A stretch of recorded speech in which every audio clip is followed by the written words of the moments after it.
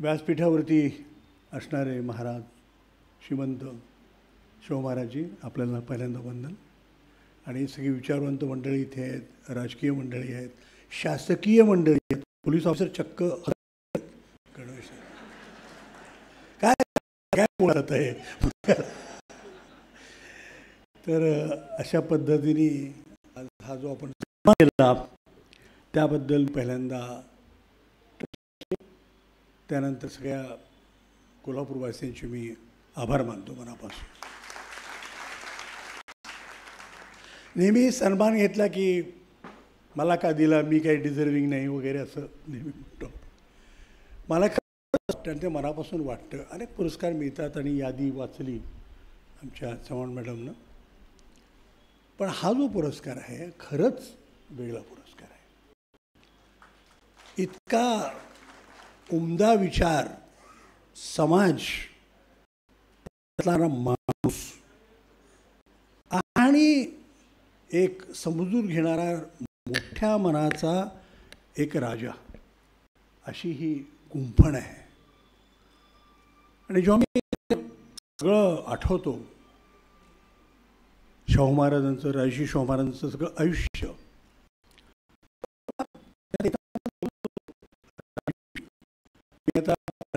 तर रस्त्याने आलो आणि सगळं आलं, तरीही म्हणजे आधुनिकता बरीच आली आहे, म्हणजे त्याकरता कलेक्टर वगैरे जबाबदार आहेत.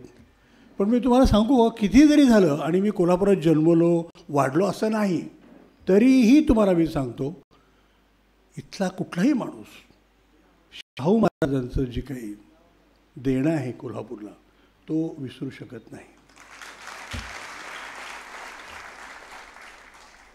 तुम्ही रस्ता क्रॉस करा, तुम्हाला प्रत्येक गोष्टी, काय रे गोंधळ होणार नाही याचं, तर तुम्हाला असं दिसेल की इथे जागी सगळ्या खुणा आहेत त्यांच्या, की हे का केलं गेलं आणि कशासाठी केलं गेलं. महाराजांच्या नंतर लोकशाही, संविधान आलं.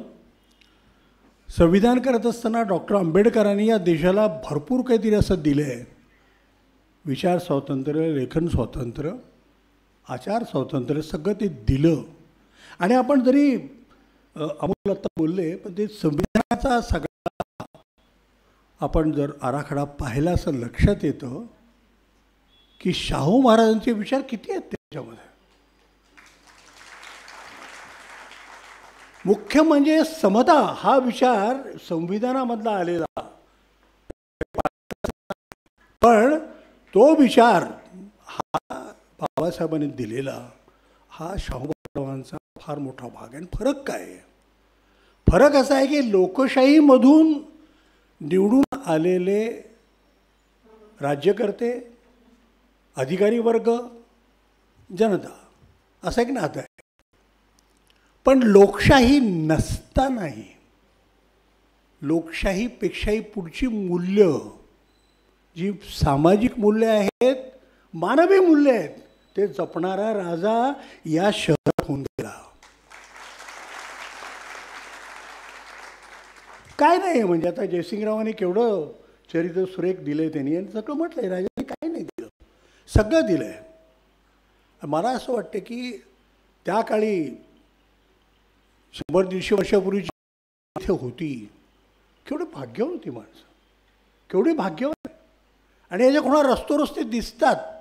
आता मला ते कॅन्टीन आहे की नाही गंगाराम कांबळेंचं मला माहीत नाही, त्या जागेत काय आहे ना. हां, तर ते मी म्हणजे मला चमत्कार वाटतो.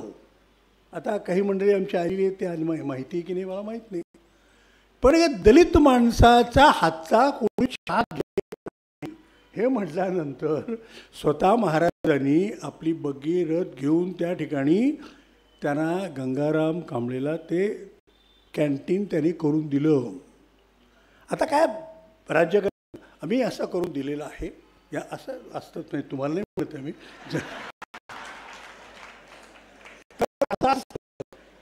पण ते तसं नव्हतं. त्यांच्या गंगाराम कांबळेंच्या दारामध्ये महाराजांचा रथ येऊन उभा राहिला आणि पहिला चहा महाराजांनी स्वतः घेतला. आणि लोकांच्या लक्षात आलं की ते महाराज स्वतः दलित माणसं आहेत तर आम्हाला जायलाच पाहिजे. सगळे गेले. आणि ही गोष्ट आहे ना की तळागाळातल्या माणसाशी संबंध सत्तेतून जोडायचा, सत्तेतून जोडायचं आणि त्याला आपलंसं करून घ्यायचं. आणि मग ते सगळं अधिकाऱ्या बनतं आणि अधिकाऱ्यांच्यापर्यंत तो स्वतःपर्यंत मोकळेपणे सर्व धर्माचा आपण पुरस्कार करणं, त्यांचा मान ठेवणं, सर्व भाषांचा मान ठेवणं, मूल्यांचा मान ठेवणं म्हणजे संगीत, नाटक, लोक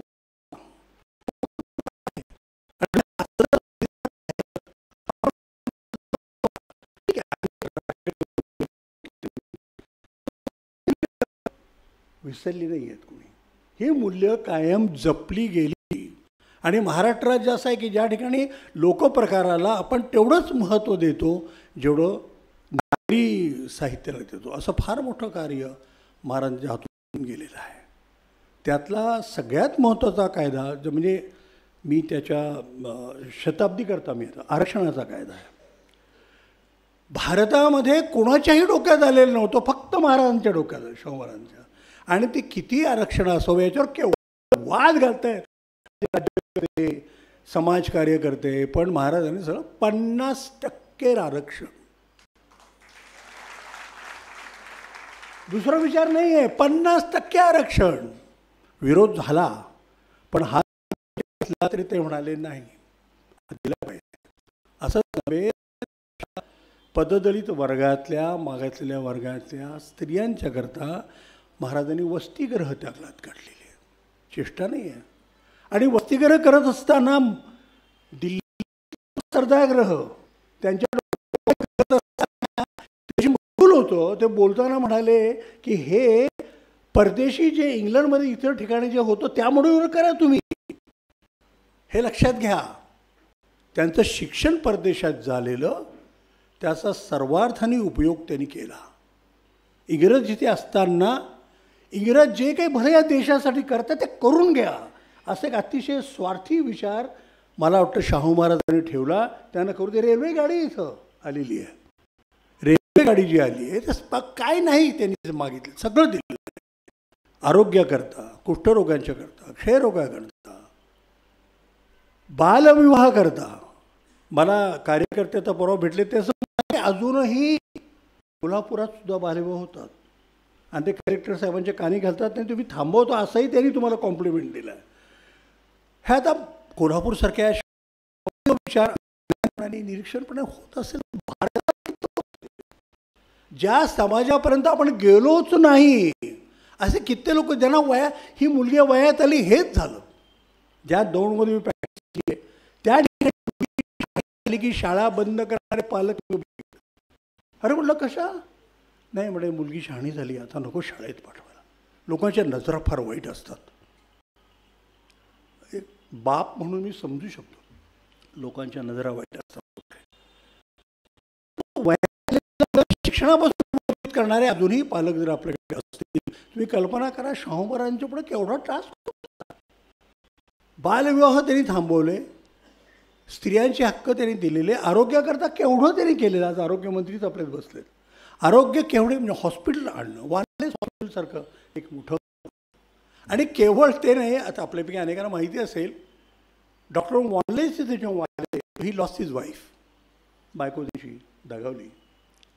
तर महाराजांनी इथली ख्रिश्चन मिशनरी नर्स ही मिरजेला पाठवली त्यांनी की तू एकटा पडलास बाबा. म्हणून महाराजांनी एक त्याच धर्माची ख्रिश्चन धर्मातली परिचारिका तिथे पाठवली. अर्थात ते दोघांचं एकमेकांचं मन जडलं.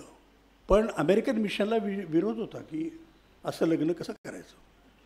तुम्हाला कल्पना नसेल महाराज स्वतः त्यांचा रथ घेऊन गेले त्या दोघांना चर्च पुढे जाऊन राहिले आणि चर्च पुढे म्हणाले या दोघांचं लग्न लावा. त्यांचं एकमेकांवर प्रेम आहे. विवियन नावाची जी होती नर्स होती तिच्याबरोबर डॉक्टर वॉनलेस साहेबांचं लग्न शाहू महाराजांनी स्वतः लावून दिले. कुठला धर्म, कुठला अमेरिकन मिशन. कुठली ख्रिश्चॅनिटी? तर एक कोल्हापूर संस्थानाचा उमदा मनाचा राजा, या दोघांचं प्रेम मान्य करा. मला वाटते लग्न झालं तेव्हा ते 4-5 वर्ष लहान होते शाहू महाराज. त्यांच्या राज्यारोहणाच्या वेळेला शेक्सपियरचं एक नाटक खेळलं गेलं, महाराजांना माहिती असेल. त्याचं एक नातं आहे. वासुदेव शास्त्री खऱ्यानी शेक्सपियरचं रोमिओ अँड ज्युलिएट या प्रेमकथेचं मराठी भाषांतर केलेलं नाटक हे शाहू महाराजांच्या राज्यारोहणाच्या वेळेला. म्हणजे किती नातं आहे ते बघा, की असं एक माणसं प्रेम करते, प्रेम करू ते त्यांना असं एक राजा मोठ्या मनाने सांगतोय. त्याच वेळेला स्त्रियांचे प्रश्न आहेत, त्यांच्याशी ते बोलत आहेत. आणि या सगळ्यांचं भान त्यांनी ठेवलं. फ्रेझर त्यांच्या त्या डॉक्टर फ्रेझरनी त्यांना राजकुमार कॉलेजमध्ये सगळ्या ज्या गोष्टी त्यांना की भविष्य कशी असली पाहिजे जनता आणि कसं असलं जे प्रेम आणि अधिकारी वर्ग काय करणार आहे याचं डॉक्टर फ्रेझरनी एका ब्रिटिश पद्धतीने जी फिलॉसॉफी असते ती सांगितली. त्यामुळे तुमच्या लक्षात येईल की राजर्षी शाहू महाराजांच्या सगळ्या तत्त्वज्ञानामध्ये पाश्चात्य आणि आपली भारतीय संस्कृती याचा एक असं राजकारणात पण घडत नाही. राजकारणामध्ये धर्मामध्ये आपण काय करतो, या सगळ्या गोष्टी ते धर्माच्या पलीकडे जाऊन महाराजांनी केलेला आहे, जाती पलीकडे जाऊन केलेला आहे. आणि हा जो आरक्षणाचा कायदा जो त्यांनी आणला तसा, याला काय असतं माहिती आहे का महाराज, या सगळ्या गोष्टींच्या मागे एकच असतं. तुम्हाला ना कोल्हापूरकरांना सांगायला नको, राज्य करायचं असेल, राज्यकर्त्यांना अधिकारी वर्गांना माणुसकी काय असते कळायला लागतं. माणुसकी कळली. यशवंतराव चव्हाण नेहमी म्हणत असत, माझ्या फिल्ममध्ये मी म्हटलं आहे, एखादी फाईल माझ्यापुढे आली तर IAS अधिकाऱ्यांची पहिली मीटिंग महाराष्ट्राच्या स्थापनेच्या वेळेला त्यांनी घेतली. ते IASचे सगळे अधिकारी बसले असताना यशवंतराव त्यांना म्हणाले, फाईल येते त्याच्यावर असं लिहिलं अवक्रम कडड पोप काय असतं ते सगळं. मला म्हणाले, मला फाईल दिसतच नाही, मला त्याच्यात एक मानवी चेहरा दिसतो. तो कोणतरी म्हातारा बाप असतो, पेन्शनर असतो कोणीतरी, त्याला त्या पेन्शनचे प्रॉब्लेम कुठेतरी मंत्रालयामध्ये अडकलेले असतात म्हणून ती फाईल आली असते. ती फाईल बघत असताना त्याचे जावं क्रमांक बघून काय होणार आहे, त्या चेहरा दिसतो त्या माणसाचा. एखादी तिचा नवरा गेला आहे, तिचं पेन्शन आहे, ते पेन्शन कित्येक महिने रखडलेलं असतं, इतक्या संत गतीनं गेलेले असतात. पोलिसांच्या पुढं तर फालीच्या फाली पडलेल्या असतात, कुठली उचलायची आणि कशी करायची, असे अनेक प्रश्न असतात. या सगळ्यांचं उत्तर एकमेव राजा देऊ शकत होतं बरं का. आता केवढे शासकीय अधिकारी आहेत, केवढे मंत्री आहेत, केवढं कॅबिनेट आहे, पण एकच कॅबिनेट होतं, ते म्हणजे शाहू. त्याला मी मुख्यमंत्री म्हणा, गृहमंत्री म्हणा, मंत्री म्हणा, कारण कुष्ठरोगांचं केवढं काम केलं आहे त्यांनी, सामाजिक गोष्टींच्या बाबतीत म्हणा, पण सगळ्यांचं एकत्रित मिश्रण, वंडरफुल केमिस्ट्री ज्याला अशी म्हणतात, अशी केमिस्ट्री ही महाराजांची. मला असं वाटतं की आपण म्हणतो, मराठी माणूस जरा कंजूस असतो शब्दांच्यामध्ये, आणि त्यानं काय म्हणतो की कोल्हापूरचे संस्थानिक असे असे होते. मला असं वाटतं की इतकं अपवादात्मक व्यक्तिमत्व आहे की केवळ करवीरकरांनी अभिमानाने म्हणलं पाहिजे की आमच्या देशातला एकमेव राजा होता. तर अशा एका राजाच्या नावानं हा पुरस्कार घेणं म्हणजे तुम्ही कल्पना करा केवढं दडपण असेल माझ्या मनामध्ये. पण या लोकांनी अमोलने वगैरे काय केलं, तुम्ही कलेक्टर धैर्य तुमचे सिनेमे हे त्याचे करेक्ट आहे.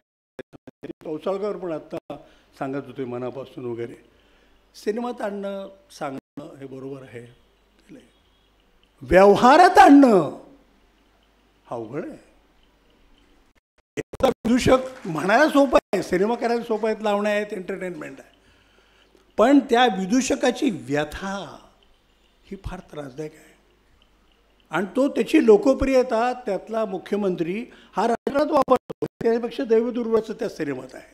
ते दोघे मित्र आहेत. असं राजकारणात अनेक ठिकाणी, दक्षिणेमध्ये तर अनेक ठिकाणी राज्यकर्ते सिनेमातले असतात. तुम्ही कधी चुकून कधी चेन्नईला गेलात, एअरपोर्टच्या बाहेर पडलात की तुम्हाला जसे अमिताभ बच्चन, शाहरुख खान यांची मोठी मोठी पोस्ट असतात, तशी तिथल्या राज्यकर्त्यांची अटी मोठं. महाराष्ट्रात अजून तेवढं आलं नाही एवढच्या बाहेर, की अगदी असं साईज, म्हणजे हा जो साईज आहे ना पंख्याचा, तो जो आहे भाग, तेवढे उंच असं भयंकर आहे ते. मला त्या काळामध्ये महाराजांनाही करता आलं असतं का की असं काहीतरी. त्यांनी काही केलं नाही. त्यांचं सगळं लक्ष कोणाकडे काय झालं आहे, अरे कुस्तीचं काय झालं आहे बघा. हां, ते लहरी हैदर हा आपला शाहीर आहे, त्याचं काय झालं बघा. सगळ्यात महत्त्वाचा माझा मुद्दा असा होता, तुम्ही कोणी असा, सामान्य मनुष्य, अधिकारी वर्ग, मंत्रीगण, राजकारण, तुम्हाला माणुसकी हवी. त्याहीपेक्षा सांगू, तुम्हाला संगीत कळलं पाहिजे. ज्या माणसाला संगीत कळलं तो माणूस मोठाच आहे.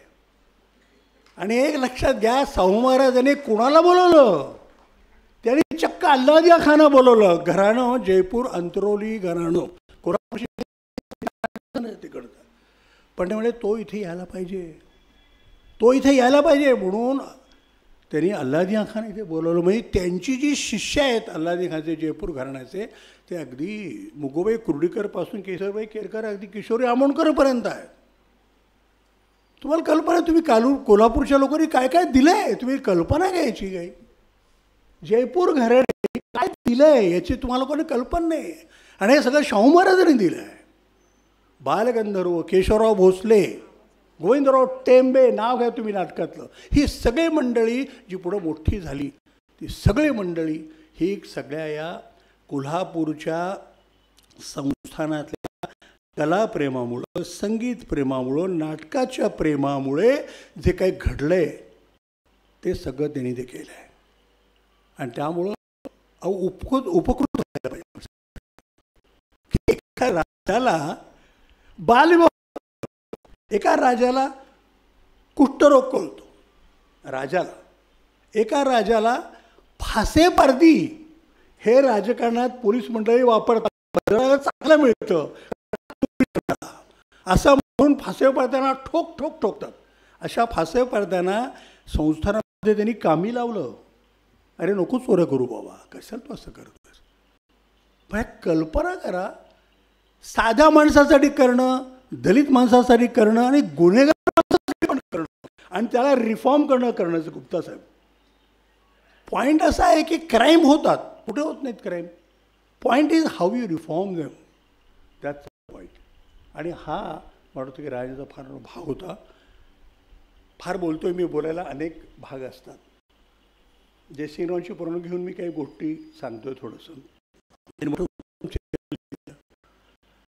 पण मला एक गोष्ट अशी, इथे अधिकारी वर्ग आहेत, राजकारणातले लोक आहेत, त्यांची अशी दंतकथा आहे ती खरी मला आवडतात. मीच काय होतं, आपण देवदेवतांच्या मीत आपण ऐकतो, गणपतीने असं केलेलं आहे, शंकराचं असं आहे, पैगंबराचं असं होतं, जीजस क्राइस्ट तयार करत असताना कधी कधी माणसातलं माणूस पण जपत देवाच्या पलीकडे जातात. देवताच्या पलीकडे जाणारे शाहू महाराज आहेत, त्यांच्याबद्दल काही मीथ आल्या, काही दंतकथा आल्या तर गोड म्हणून घेतल्याच पाहिजेत. त्या भयंकर आवडली. कारण आता आपण आज संविधानाबद्दल सगळं बोलतो. आणि मला जेव्हा मी पहिल्यांदा कोल्हापुरात आलो, का आमचे निर्माते म्हणाले की सगळी व्यवस्था कोल्हापुरात होईल. शब्द असा आहे,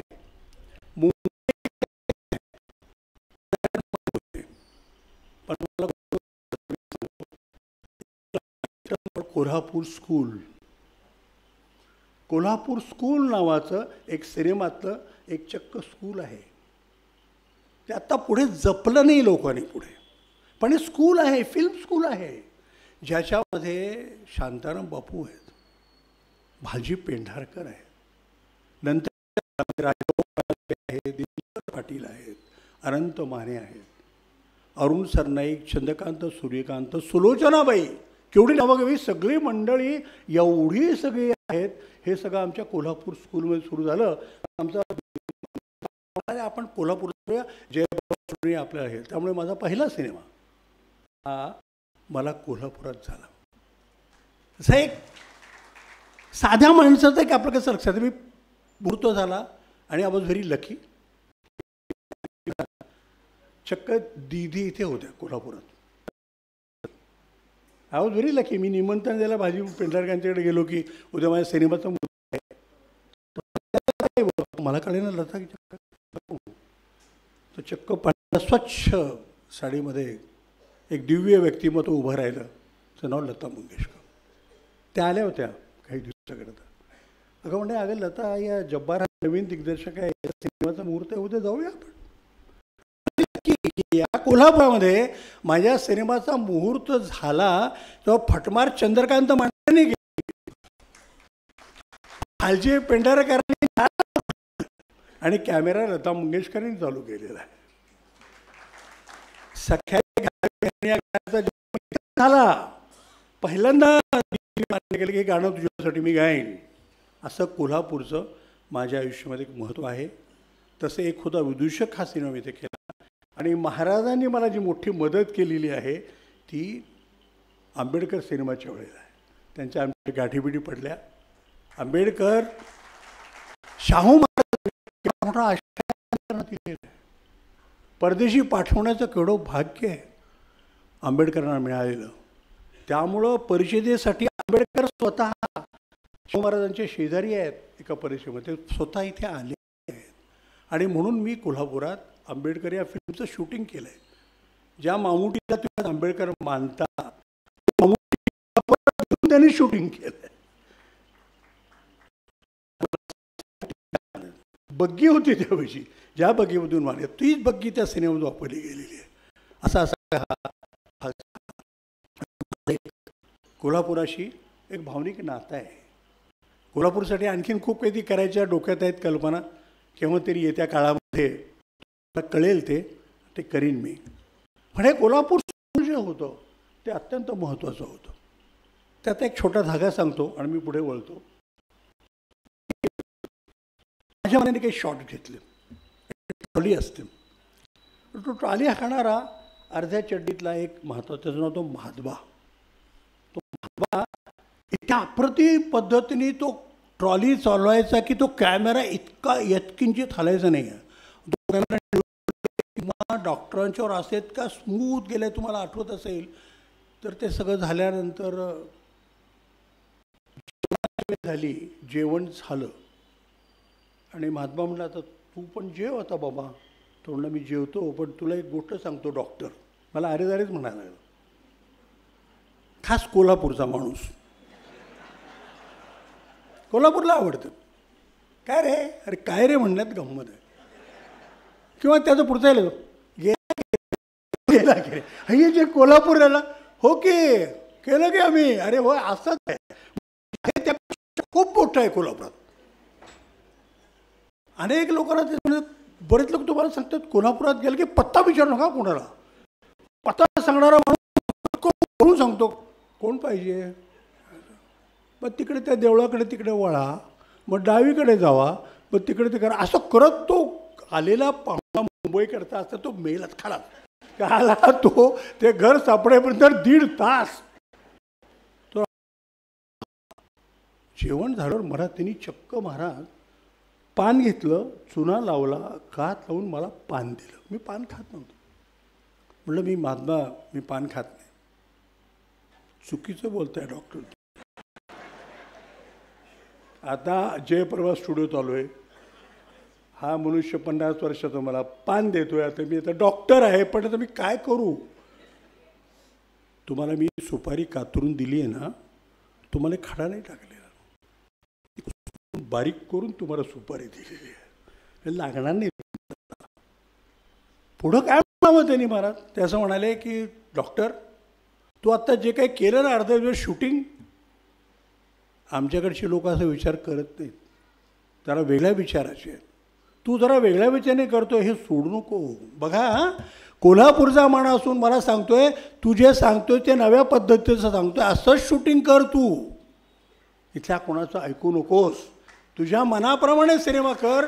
मला तुझी काय अर्धा दिवस केलंस ते मला इतकं आवडलं की तू ते त्या पद्धतीने कर. आता महात्मा गेला असणार तर काय त्या 40 वर्षापूर्वीची गोष्ट, त्याच वेळ तो 40-45 वर्षाचा, पण अजूनही त्याचं पान मी नाही विसरलो. मी जसं सामना आणखी डॉक्टर लागूना विसरलो नाही, मोहन आगाशांचा कांबळे विसरलो नाही, लताबाईंचं गाणं नाही विसरलो, तसं मी अजूनही मला पान देणारा जो महात्मा होता मी त्याला विसरलो नाही. असं इतकं प्रेम कोल्हापूरमध्ये आहे. तर महाराजांनी त्यावेळेला जयसिंगराव असं एक आरक्षणाची फाईल आहे, ते कितपत तथ्य मला माहिती, पण मला आवडलं ते. ती फाईल पूर्ण होत नव्हती, वेळ लागायचा, कारण गव्हर्नर ब्रिटिश जायची फाईल परत अशी गोष्ट आहे. तर महाराजांनी काय केलं, त्यांना एकदा नाश्त्याला बोलावलं पंतप्रतिनिधी. ते नाश्त्याला आले, जरा फाईल घेऊन या म्हटले, त्यावेळी विचार करू बरेच दिवस, हे गरिबांचं काय आहे. बरं म्हणाले. पंत आले, बसले. थोडा वेळ झाला की चहा काय घ्यायचं म्हणेपर्यंत आतल्या दारातून एक वाघाचं पिल्लू, खरं तर महाराजांशी खेळायला लागलं. तर पंत आपल्या मध्यमवर्गीय पद्धतीने म्हणाले की हे फार मोठं मांजराचं पिल्लू दिसतंय. पु ल देशपांड्यांचं तुम्ही हे बऱ्यावरची परत ते आठवलं बटाट्याचा, तर काही कशांना मध्यमवर्गीय काय करतो त्या प्रकाराला जोडायचा प्रयत्न करतो. ते जे सगळे बटाटे निघाले तर तो काय विचारतो प्रश्न बग्गीवाल्याला, सध्या घोडे कसे मिळतात, आता काय प्रश्न आहे. तसं त्या पंतप्रतिनिधींनी विचारलं की हे मोठं मांजराचं पिल्लू आहे का? ते म्हणलं नाही, हे वाघाचं पिल्लू आहे. पण वाघाचं पिल्लू आहे म्हणजे, हो वाघाचं पिल्लू आहे. आम्ही गेलो शिकारीला आणि बहुतेक आई हरवली किंवा कोणती मला माहीत नाही, ते पिल्लू छोटं होतं तेव्हा मी आणलं आणि माझ्या घरात त्या कधी पाळले मी. आमच्या घरातच आहे तो, माझ्या घरातच पिल्लू आहे ते आहे म्हणाले. पण पंतप्रतिनिधींना कळवलं की काही झालं तरी वाघाचं पिल्लू आहे ते. छान आहे म्हणाले, चांगलं आहे, तुम्ही छान प्रेमाने वागवता त्यांना. हो, आणि त्यांच्या मांडीवर खेळत होतं वाघाचं पिल्लू. तेवढ्यात महाराजांनी काय केलं, हां काय मी आलो असं म्हणून आत बघितलं, तो कुणी बोलवलेलं नव्हतं, स्वतःहूनच म्हणाले ते मी आलो. आणि आत गेले आणि दाराड उभं राहून पंत आणि ते वाघाचं पिल्लू बघायचं. ते वाघाचं पिल्लू खेळत खेळत पंतांच्या अंगावर चढलं.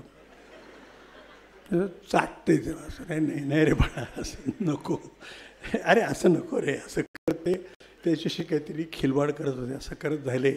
आणि महाराज बाहेरून बघत होते म्हणजे आता काहीतरी पुढचं घडायच्या आधी यांच्याकडून आपण आतमध्ये. हां, पण मी काय म्हणत होतो, अरेच्छा लबाडा तू इथं काय करतोय, जा आतमध्ये, असं म्हणून ते किल्ल्याला टपली मारली आणि त्याला आत पाठवलं.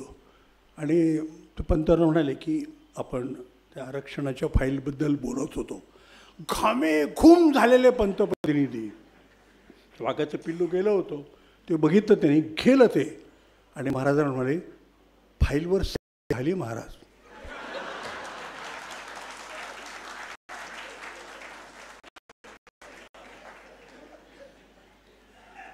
कोणाच्या राजाच्या डोक्यात कुठला राजा विचार करील की हा सरकारी अधिकारी ब्रिटिश शिस्तीमध्ये शिकलेला माणूस आज या पददलितांच्या आरक्षणासाठी सही व घेत नाही आहे फायलीवर. असे किती प्रश्न असतात सही घ्यायचे अमोल. आता काय पिल्लू आणायचं का आम्ही, काय आणणार. राज्यकर्त्यांच्या पुढे तुम्ही काय आणणार आहात? हा कायदा नको आम्हाला. तुम्ही दरवेळेला कुठे वाघाचं पिल्लू आणणार? पण वाघाचं पिल्लू आमच्या साहित्यामध्ये म्हणतात तसं की मेटाफर आहे, एक सिम्बॉल आहे, प्रतीक आहे. पण महाराजांनी एक दहशतीचं, शिस्तीचं एक फार वेगळं पिल्लू वाघाच्या रूपानं वापरलं आहे. प्रत्येक सरकारी अधिकाऱ्याने मला असं वाटतं की आपण असं एक वाघाचं पिल्लू आपल्याकडे आहे आणि त्यामुळे ही फाईल माझ्याकडून होत नसेल तर पटकन झाली पाहिजे आणि मंत्र्यांच्या पुढे नेली आणि त्यांच्याकडे होत नसेल तर आपण एक अंगाखांद्यावर एक वाघाचं पिल्लू आपण घेऊन आलो आहे असं म्हणून दिली पाहिजे. केवढा मोठा उदार मला कॅन यू बिलीव्ह की अगदी कुणाच्या डोक्यात येईल होय? जगातला कुठला राजा वाघाच्या पिल्लाचं भय दाखवून फायलीवर सही घेऊ शकतो? फायलीवर सही घेणं म्हणजे हे एक सिम्बॉलिक आहे. फायलीवर सही घेणं नाही, जनतेची, रयतेची सेवा करणं हे आहे. आणि त्यामुळं मला असं वाटतं की हे एक जे उदाहरण आहे महाराष्ट्रात फार मोठं उदाहरण आहे. हे जवळजवळ गेली 8-10 वर्ष माझ्या मनात मी कुठं बोललं नव्हतं, पण म्हटलं वेळप्रसंगी बोलावं. आता पारितोषिक शाहू महाराजांच्या नावानं त्यांची एवढी मोठी आठवण अशी की आत्ताही संविधान पडत असताना एक वाघाचा पिल्लू पण त्यावर ठेवावं लागेल अशी अवस्था या देशाची झाली असताना आता महाराजांची आठवण करताना या पलीकडे आठवण काय सांगू शकतो? माझ्यासारखा सामान्य मनुष्य, तुमच्यासारखा सामान्य मनुष्य आपण काय करू शकतो? 5 वर्ष येणाऱ्या निवडणुकीमध्ये तुम्ही दरवेळेला काय सांगणार आहात? माझ्याकडे वाघाच्या पिल्लाची केस आहेत, माझ्याकडे त्याची मिशा आहेत, काय सांगणार? तर आपलं मत हे सगळ्यात महत्त्वाचं असतं. योग्य माणसाला आपण देतो असं समजतो आपण आणि ते आपण देतो. तर मी बराच वेळ घेतला, मला क्षमा करा, मला आपल्या ताटकळत बसायला सांगितलं. पण अधिकारी वर्ग किंवा मंत्री महोदय आहेत की असं कुणाला दुखायचं हे मी बोललो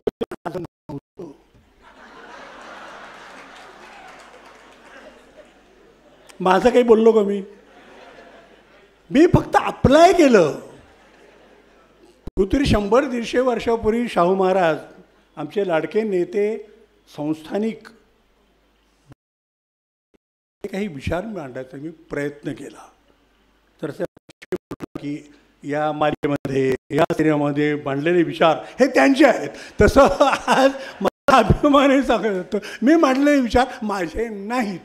हे विचार मला अतिशय परमपूज्य असणाऱ्या एका उदार राजाचे आहेत. थँक्यू.